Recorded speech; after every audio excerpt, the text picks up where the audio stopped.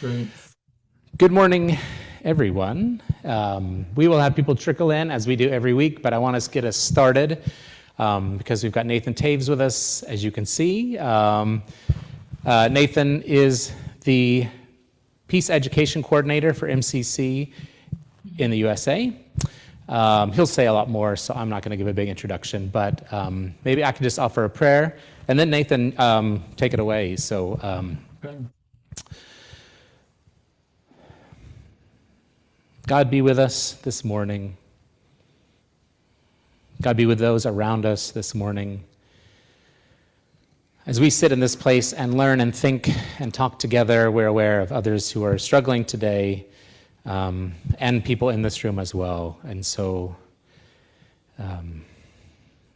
be with those in need of various sorts today. Be with us in this space. Be in our conversation together, and thank you for Nathan being with us. May his words inspire our hearts to you and your work and our place in all of that. So ask this as blessing in Jesus' name. Amen. Amen. All right, Nathan, I'm going to turn off the mic, and you can just start, and we'll adjust volumes here and stuff as needed, so you're good to go. So welcome. Thank you. Great. Thank you very much, Arthur, and nice to be here in Baltimore, so to speak. And I wish I could be there in person, and maybe someday I will. It's good to be with you this morning. Yeah, as Arthur mentioned, I'm the Peace Education Coordinator with MCC US. I'm located in Goshen, Indiana. That's where I'm sitting right now. And but I'm out of the Great Lakes office, but it's a national position. So I try to connect with churches on several topics across the nation. Um, More or less, that's my role with MCC is to be a resource for churches and constituents, congregations, communities around a variety of topics regarding peace, which obviously is very broad. Conscientious objection is one of the topics that's gaining some more traction and more interest of churches, and I'll talk a little bit about that. But we also have a lot of other resources in other areas. Related to conscientious objection is also we talk some about militarism and the increasing militarization of different armed forces, both domestically and abroad. But we also have other materials regarding dialogue. Some of you might have heard of peaceful practices, which is a common material that we have that's been used fairly widely. So if there are other topics of peace that come up, MCC, we're also available to work with churches on that. Maybe I'm going to share screen. I know that once I share my screen, you don't see me so much, but this might help guide the conversation a little bit this morning. So let's see. I'm going to put this in presenter mode. And let's go. Yeah. So yeah, Nathan Toews, I use he, him pronouns. I've been in this position since 2024, so I'm still relatively new compared to maybe some other positions. I've been with MCC for a while in other capacities. My wife and I were with MCC in Bolivia from 2016 to 2024, where we were also the country reps there for several years. Before that, I was with MCC in Colombia, working in psychosocial accompaniment.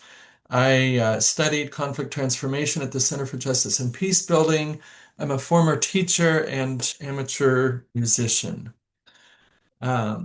So, getting into conscientious objection, as I understand, you all have had some other sessions on this topic, and so this is sort of one of maybe a few sessions that you're having. And Arthur was kind enough to invite me to be with you today. Um, Today, the idea here is to talk a little bit about why MCC is focusing on conscientious objection, why we see this important. It's always been important, but we're starting to talk about it a little bit more. Um, I want to talk about the resource we have, MCC's webpage, that's called Christian Peacemaker Registration. Some think that maybe we should just change that to conscientious objection because it's kind of confusing or people can't find it, which is probably a good point. I want to talk a little bit about the accompanying young people and their discernment process and the role churches can have in that, understanding what the Christian Peacemaker registration form is that we have, and talk a little bit about what a CO file is to have some clarity a little bit around that. I think just to say the idea is I can present some this morning, and then if there's time for questions and comments, that would be great if, yeah, for that opportunity as well. So there is an increasing concern about the possibility of a draft. Some might say a draft is really not possible, even there are so many factors that would make it that would keep it from happening or keep the government from approving a draft. But we've seen a lot of things happen in our country lately that we might not have thought possible at the scale that we are seeing it. So there are some people that are concerned about that possibility. In this context, peace churches want to make sure that their stance is clear during these different dynamics with the government. And so while maybe historically there's been this general assumption that if we are a peace church, we are conscientious objectors, but we haven't had to maybe be as public or pronounce that as much in the past few decades, in part in terms of being a conscientious objector, because there hasn't been a draft and there's been a relative assurance that wouldn't happen. And so there's sort of this we're in a time where as churches we want to be clear about where we stand, and that goes beyond conscientious objection as well. That can go into what does it really mean to be a peace church and practice and live out nonviolence today. It's an ongoing question that we want to have and pose to ourselves. Um, this is an opportunity to engage the younger generations on the importance of peace as a Christian. And so, again, in many churches where there's been maybe the assumption that we are a peace church, that we are conscientious objectors, maybe we haven't given as much attention to wrestle with what that really means, and to ask the younger generations, do you agree with this theology? Is this something that you really want to espouse to?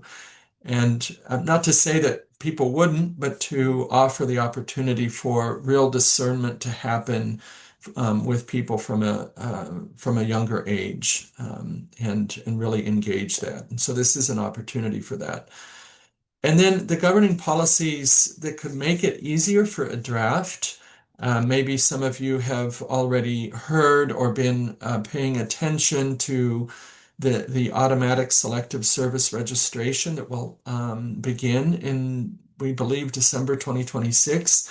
This was passed earlier this year when there was the passing of the National Defense Authorization Act. This was something that was snuck into that bill, and that would make selective service registration automatic. And so it hasn't been automatic. There has been a law that has said that every person needs to register. I think they can register starting at 16, and then there is an obligation, so to speak, to register with selective service. Many people haven't done that, and there's never been any repercussions for not doing that, but there's more attention given to this now. And this automatic selective service registration, it's just another step that could make it easier for the government to suddenly say, yes, now there's a draft. And so even if you didn't do the act of registering, then now you don't have to you don't have to do that, and that can make it easier, just one step closer for the government to do that. Another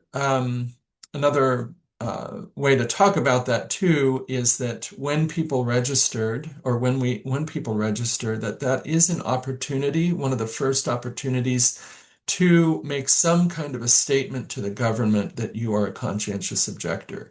And so when you mail in, if you physically mail in your conscientious objector slip, then that you can write, and I'll talk a little bit about options for that, but you can do certain things to make the government aware that you're a conscientious objector, and that is something that now with automatic selective service registration that will be taken away. So the other, going into a little bit into this idea of accompanying young people, the people in your church, around the idea of conscientious objection. When I talk about the conscientious or the Christian peacemaker registration form, and the idea of creating a CO file. The idea here is to have this be somewhat of a process of discernment with the younger generations in the church. So not necessarily just handing out the registration form and then just having them write their answers, but having some time, some sessions with those young people where you're looking at the theology and the peace theology. And it sounds like you have been doing that. So the idea is to really focus in and see what that accompaniment can look like.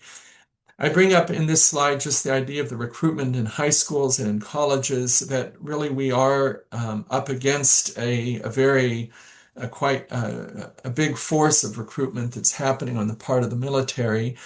And I don't know the church specifically, the Baltimore Mennonite Church specifically, but often in some churches where we might assume that everybody would be a conscientious objector, there could be young people in different congregations that hear about these recruitment offers and are suddenly thinking about that, or somehow it comes into their mind that this could be a possibility. Maybe they have other peers in the school that are also doing this. And so part of the idea is not to ignore that kind of recruitment is happening, and in some cases in a very intense way. And so what are the conversations that you are having with the youth in your church around conscientious objection? And who would be the mentors or the leaders that accompany young people in these conversations? And so maybe in Sunday school classes, specifically with youth and young adults, that are there opportunities for discernment to be happening, and opening it up to the different questions that people might have around why being a conscientious objector is important. What does that mean in a context where young people might be being in school, where a lot of their peers might feel like going into military service is just fine. And so being open for those kinds of conversations. Um, so just getting into a little bit into the Christian Peacemaker registration, this is the web page that we have. And if you do have your phones with you and you want to, I'll go through some of it here, and I'll share the screen of the web page as well. But this is this resource page we have, and this page has been created to really to provide resources for further discernment, and I can go a little bit through some of that. This page is also here to give some clarity about how the government is seeing conscientious objection and seeing these different possibilities. And so on this page, you'll find some of the questions of like, who is a conscientious objector? Again, kind of looking at it from the government's perspective, just so that there's clarity about how they're seeing this. Instructions for filling out the peacemaker registration form, which we'll go over. Creating a CO file. So I want to make a distinction between the peacemaker registration form that we have here, but then also what does it mean to create a CO file? And then the actual act of registration with selective service, which is still a requirement until through the end of this year. So I'm going to stop sharing this screen and bring up the web page we have here. Okay.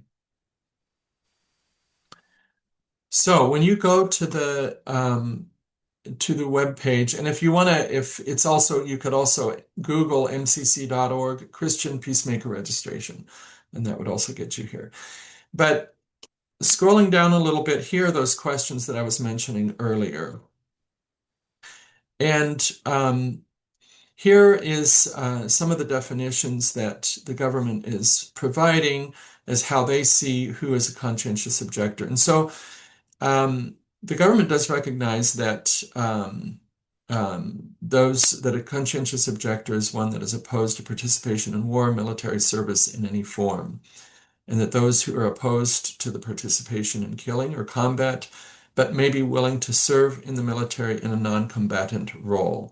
And so for some people, it might be okay to serve with the military, but in a non-combatant role, and that would be their understanding of conscientious objection. For many others, it would be not participating with the military at all because the body itself is violent.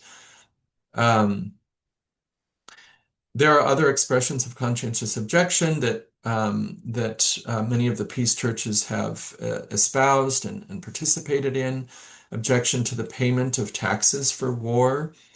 Objection to specific wars only, such as this would be another way of thinking about it. Most peace churches probably don't support the idea of a just war, but there are other positions that would say there are some wars that are just, and so they might consider military service in those occasions. Objections to specific types of warfare, such as nuclear war or other uses of certain types of weapons. Objection to cooperation with the whole system of conscription. And so for some people, even the act of registering is itself a violation of being a conscientious objector. And so the people there would even, that's another, when selective service registration is automated, that would be another sort of expression of conscientious objection that would be taken away from us. And so some people protest that, saying we shouldn't have that. That shouldn't be automatic. So if according to the government, you don't have to be part of a specific religion or faith to be a conscientious objector. If there ever were a draft and young people would have to go before a draft board, those kinds of things could help your cause or the case that you are a conscientious objector. But technically speaking, that if you might not consider yourself religious, but for your own moral standings, you are against violence and against war, and so you can consider yourself a conscientious objector outside of religion as well.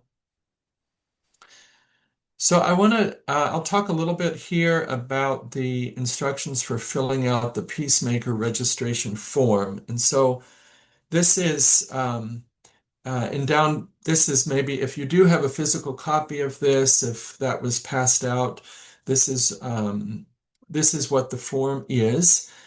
And so the form is for everybody, really all people who are interested in really declaring themselves a conscientious objector. This form is for you. Even if you maybe are outside of the draft age, I mean, people can enlist until, I think now you can enlist until the age of 40. So anybody who is thinking about or wanting to wrestle more with conscientious objection and then make a statement about it, this is for you. Um, you will notice, I mean, there's the gender language on this form and identifying men and women. The reason that that's distinguished there in part is because the government today now is the selective service is for what they is for their definition of for men. They will say on their website, women are do not have to register for selective service, and that with the suggestion that in the case that there was a draft, women would not be drafted. Um, what we're trying to do with the Peacemaker registration form is say that this is a process that we encourage anybody who is wanting to make a statement about being a conscientious objector that they can engage this process. In part because we don't want to. This can be a community effort as well, or a community process. We don't want people to feel necessarily that they're alone in having this kind of discernment, but that really this is something that they can do in community. And so that's part of the idea of trying to make this more, wanting to make this part more inclusive.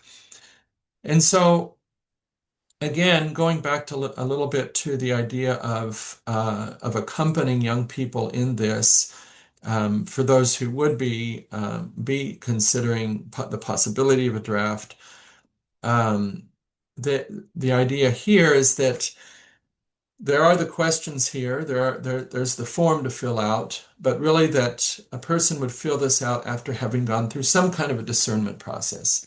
And sometimes we talk about maybe a Sunday school class doing 3 or 4 sessions around what does it mean to be a conscientious objector and what is the peace theology behind that. And I understand that you all have in this space have been doing some of that. And so, and I think part of it too is to make it, I mean, to do it in as a group, but then have different people as individuals really discerning for themselves. Is this something that I'm called to? And so, in addition to having the Sunday school groups, maybe there are also mentors or Sunday school leaders who are accompanying the younger generations in the church to be thinking like, how does this sit with you? Or what are the specific aspects of peace theology that you are called to, and why, as an individual as well, and why is this something that you're called to? And so that's the idea with this form is that something that can happen after a series of discernment, the process of discernment, um, and then and then that person can write out their statement. And so you'll see here just the sort of the steps to take. Study the resource below, or the resources. So some you might have your own resources and have your own things, and that's wonderful. If you want other resources or want to see what we have here, that then you can do that, and I can show you some of those we have at the bottom of the page. Um, talk with your family, your pastor, youth advisors, others in your congregation about their beliefs.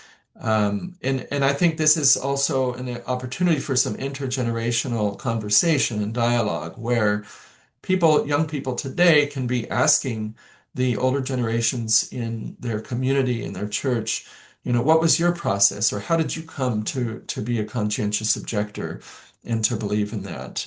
Were there any particular biblical or theological passages or understandings that called to you at that time when you were wanting to think about conscientious objection? And so have those conversations. once that discernment has happened and there's been the young person is okay, I want to fill out this form, then there are several options. One of them is to print it out, download it, print it out like what you have there for yourselves, fill it out by hand.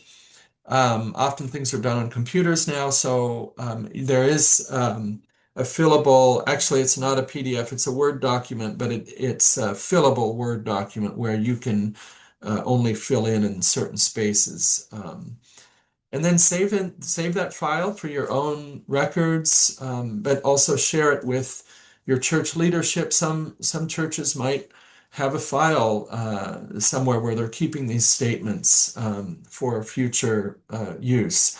In some cases, denominational leadership is also interested in having that, keeping a file of that for the churches. At MCC, we also keep those for people that want to send those in. And there's actually been a history of doing this. So here at MCC, we do have a file, and where we have, going several years back, we have copies of people's statements. And MCC played that role for many years. And it's maybe we haven't had as much lately, but we're trying to communicate to churches that we have a space to do that. We're more than happy to keep those statements ourselves. And so it's hard to know exactly if there were a draft again, what exactly that would look like because it hasn't happened in so many decades. But should a draft board or a government agency come to MCC asking about particular individuals, we could say, if we have something on file, we could say, yes, we vouch for them in their belief and in their conviction of being a conscientious objector. So that's a little bit some of the idea there. And so you can also submit your answers directly online. And so you'll find on this webpage as well, you can, if you want to, you can go to a form. It's a Microsoft Forms that is completely online. And if you fill them out there and submit it there, those will come directly to our database where we have those stored. And in addition, you will have the option to save your own PDF copy where you can save it to your own files, send it to other leadership in your church or in your denomination if you want. But that's an option as well. And so you can decide what feels most appropriate for you. There are some more suggestions you can look through in terms of how to fill out this form, what's suggested in how to make the statement that you have. But yeah, there's a little bit. That's a little bit what this is about. I was going to share a little bit about the actual questions, but I also want to be mindful of time and how much, yeah, not getting too far into some details without talking about some other things. Maybe one thing I do want to bring your attention to, really just to distinguish between the peacemaker registration form and what a CO, a conscientious objection file is. And this is going to be the step that's a little bit more geared towards people who might find themselves in front of a draft board, should there ever be a draft. And so here you're going to find a language even more specific to this idea of young men, because the government is making this definition of who would be drafted. And so our intention here is just to be clear about what the government is saying on this regard. And so what we suggest and offer is to, yes, do this peacemaker registration form, which is what we were just talking about. In addition to that, get a collection of letters of reference from people that know you. That could be friends, pastors, teachers, employers, or youth sponsors. These would be people who maybe or a mentor who have been part of maybe witnessing your discernment process. and could vouch for you and saying yes, that you believe that this person is, or you know this person is a conscientious objector. And so the recommendation there is to have some letters. It would be like a recommendation for a job, or something similar to that, where you can vouch for somebody. And so have a list of those, and then also record actions that you or the young person has taken that support your commitment to peace. This could be it could be public speaking that you've done, or a speech you've done, mediation training, letters to Congress. Maybe you've been active in that way, charitable contributions, anything that the government might look at and say that, yes, in general, in this person's life, they are espousing nonviolence in many different ways. It's not just in this occasion of declaring oneself a conscientious objector. And so the idea there is to show a little bit around and in a rounded out way how your life is, you are practicing nonviolence. Um, at the very end here, it said this personal file can be updated at any time. And it is true that we have heard as well that if, let's say, a young person creates their CO file today, but there isn't a draft for another 2 years, it might be that that young person wants to update even their statement or their letters of reference. There could be a recommendation of updating that to something that's more recent. And so keeping that in mind, I think we still encourage people to do this because it does help the process, and it shows a history of the person thinking about this and discerning this, and not something that's just happened suddenly. Um, and so at the very end here, it says, in the event of a draft or registration, a registrant making a claim of conscientious objection will be required to appear before a local board to explain his beliefs and present the CO file. The local board will decide whether to grant or deny a CO classification based on evidence provided.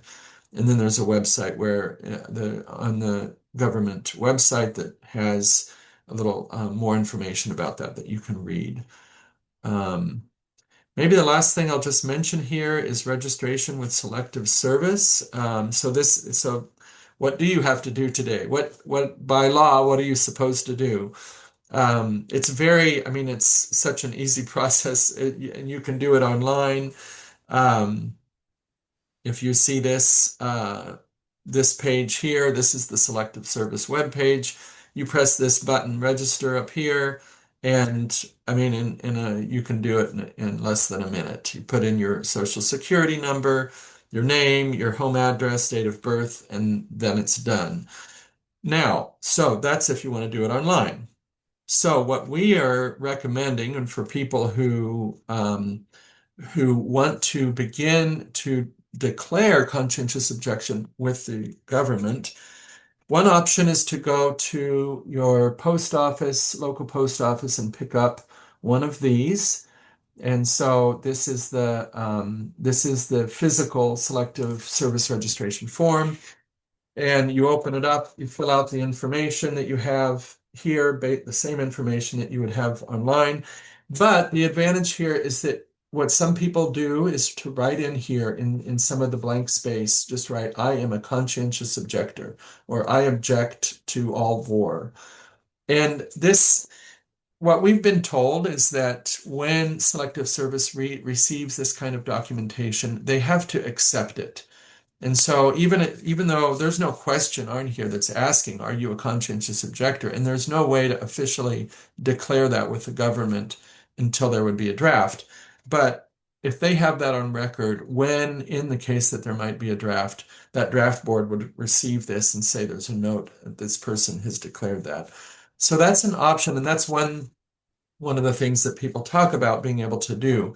The other recommendation is to just print out everything, your statement that you've written in the Christian, the registration form, print it out and send it in with this. I mean, there is an address here.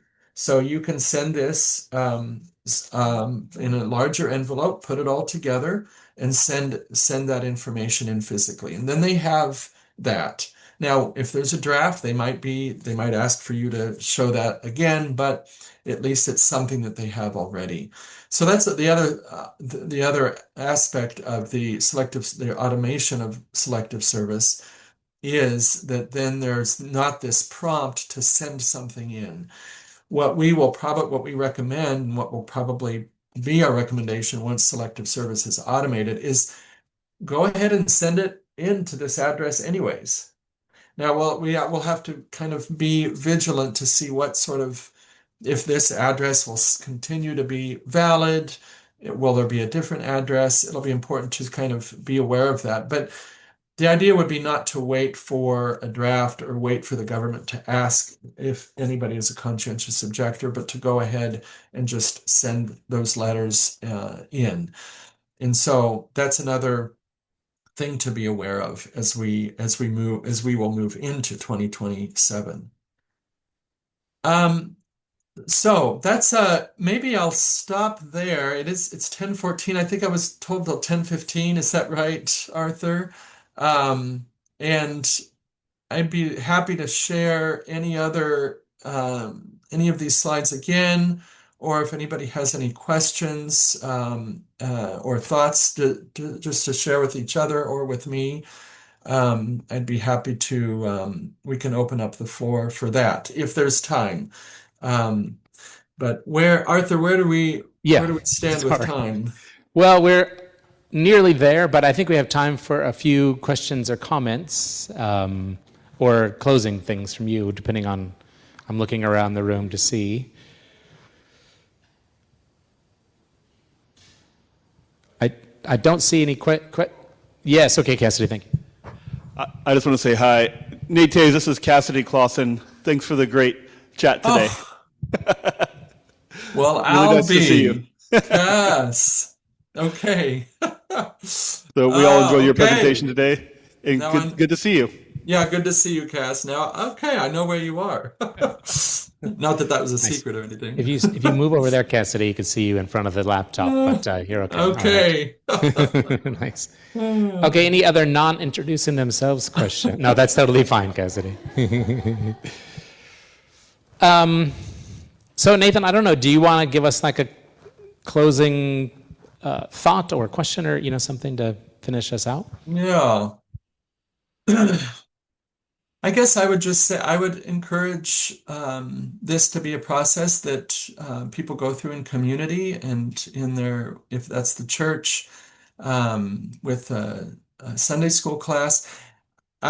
Arthur, I understand that you're doing these sessions, and I think I would go back to the thought of are those sessions that you're doing that would include this one, are those intended to really prompt or accompany the younger generations to really go through this discernment process with the idea of them filling out the Christian registration form at the end?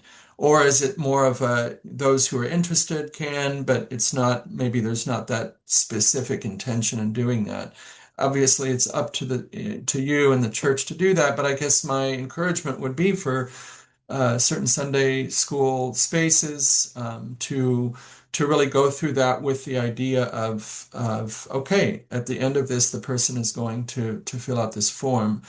Um, the form does ask the person also if they are a conscientious objector to explain that and talk about that, but it also gives the option of saying, I believe in military service, sort of with the idea to keep it open and really that this is a process that each young person should choose.